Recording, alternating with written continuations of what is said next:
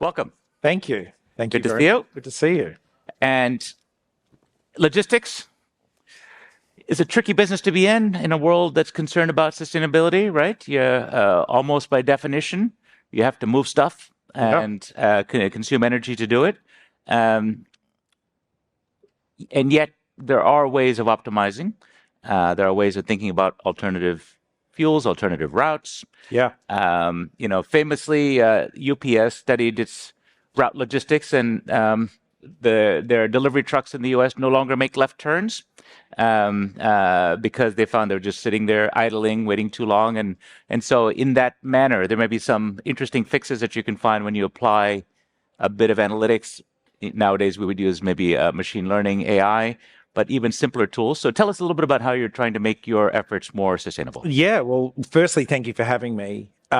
You're right. It is tricky, but it's a huge opportunity. And if you think of, so Link Logistics, we're one of the largest owners of Infill warehouses in the United States. We have over 500 million feet, 9,000 customers, and about 5% of US GDP flows through our buildings. So we get to see a lot, but I think there is a huge opportunity that all our customers are leading, whether it's using AI or routing technology to route trucks, whether it's replacing trucks. Amazon's been a front runner, 20,000 electric vehicles. And whether it's from our point of view, one of the things we've really been focused on is, measuring our output or footprint and then reducing it, like trying to really reduce the amount. That's replacing little things like lights in warehouses, takes 20% out of the utility bill, saves customers money, right down to replacing it with solar on roofs. We have 500 million feet of flat roofs that the sun hits every day. It feels like a pretty big opportunity that we can invest around. So we see the challenge as a real opportunity that we can participate around. What's the hard stuff? What's a tough nut to crack? Do you know, with solar is a good example. To finance it, you need to have an offtake. Your customers move, so you use community solar. Once governments are involved, that makes it very challenging. What we've been able to do with the scale of us, we're building our own solar company, not building the plant, but really sort of controlling the network. That's new. That's a challenge. The other thing is, I heard someone yesterday talk about, scope 1, 2, 3. 3 would be FedEx or our customers. We have 9,000 businesses that operate in our warehouses. Not everyone is as green as, say, DHL, and it's trying to get them to get on the journey to invest around it. We've been pleased. 90+% of our customers have real goals. They're focused on it, and 30% of our smaller businesses have real goals. That was 10% 5 years ago. So it is catching on, but I think a lot of it is education and investment from customers as well. If you were to, without naming names, look at the top 10% of your customers in terms of sustainability, environmental footprint, and so on, and let's say the bottom 10%. What are the key behaviors that differentiate them, or what are the practices that might be the dirtiest versus the cleanest? Give us an idea in real terms. What's the difference? Yeah, I think they're public about it. They publicly state what they're going to do. They invest real money. This is the best groups. And they're delivering practical solutions. Like what? Give us examples. They're electrifying their fleet. That takes a lot of money, a lot of effort. And you need the landlord to diesel trucks versus electrified fleets, as an example. Or think of, I'll use Amazon again, 20,000 Rivian trucks running around versus the old UPS trucks. That's what they're doing. The ones that are probably not really advancing a lot, say a lot, do very little. Where I think what you find is people that have practical solutions seem to be making the biggest difference. And it's real and impactful. I'd mentioned AI in passing, but can you tell us in practical terms, how are you applying AI? And I presume it's machine learning, which has been around for ages. LLMs are fairly new. But how are you finding applications in improving efficiency or sparing fuel or emissions and so on? Give us some concrete ways that you're applying AI. I think you touched on one, or just route technology, like the ability to route trucks, even as things real-time change in the world, is a huge, you talk about just left in, left out, idling trucks. It's such a simple thing. Imagine doing that with hundreds of thousands of trucks every day. So that's real. For our point of view, using AI technology to design buildings to be more efficient, smaller footprint buildings. Are you doing that? Absolutely. Okay. Like we build to LEED certified standards, carbon cure in the walls, so we actually reduce carbon footprint of the actual development itself, but then laying out the building to be more efficient. The other thing, Carbon Cure is lower carbon cement technology. That's is that right? exactly right. Yeah, and that it's one of the overlooked opportunities, isn't it? I think that industry, cement alone, is 8% of anthropogenic emissions. Massive footprint. It's the built environment is a big contributor. We think there's a huge opportunity to invest around that. And scale players do it best. They just have the ability, the capital, they move the needle a little bit more. And then it's, you made a good comment. The future is here. It's just unevenly distributed. Right. You said that yesterday. It really resonated. The future is here. Carbon Cure has been around. I mean, it's been around for a while. Right. It's just unevenly distributed. How can we be a force for good to evenly distribute that amongst all? Just to take that example, since we were discussing it, how can you justify what might be the incremental expense and management time and effort to incorporate something like a Carbon Cure or other technologies that might have a payoff in the future, that might have an environmental benefit? Because you also have your own investment goals. Absolutely, yeah. You have fiduciary goals. You want to make sure you maximize your investments. How did you justify that sort of investment in sustainability? So the very first one, there's a little bit of a leap. You have to believe in it. You have to actually believe customers want it. Everything we're doing, we think it's a benefit for our customers.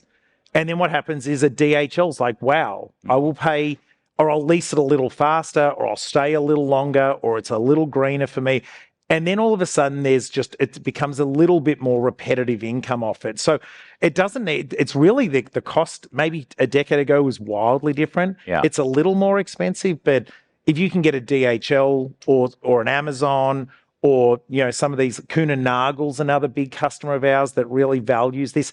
Pepsi's looking to go to zero carbon buildings. So I think it's the responsibility is on us is to deliver that to customers who we think will pay for it today and in the future. So you've mentioned multinational customers. They have footprints on both sides of the Atlantic. The winds are blowing in a different direction in the U.S. For reasons well understood. Are you finding that, or are you preparing for an era where your customers may be less interested in the sustainability advantages, at least if they're advertised as such?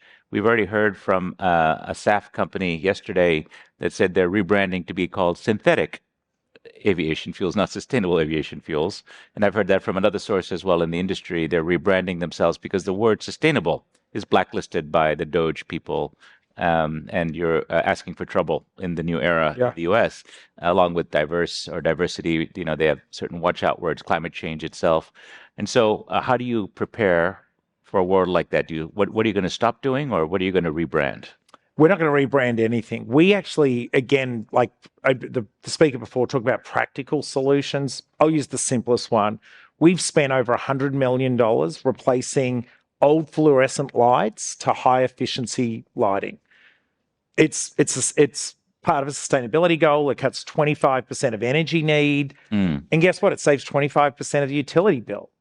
Customers generally are happy to pay less for utilities. I haven't had a customer that wants to pay more yet. I'm still waiting. So we have constantly, even from the very beginning of Link, sustainability is core to our business. We don't have this sustainability function that's separate. It's in everything we do. And what we've really tried to focus on is provide practical solutions that either save money, provide better work environments for their employees, which that's a huge part of well building, well lit, well ventilated, and then hopefully provide better throughput. So if you do those things, you can say it's sustainable, but customers still, and probably the last thing I'd say is, yes, the winds are changing at the political level. Yeah.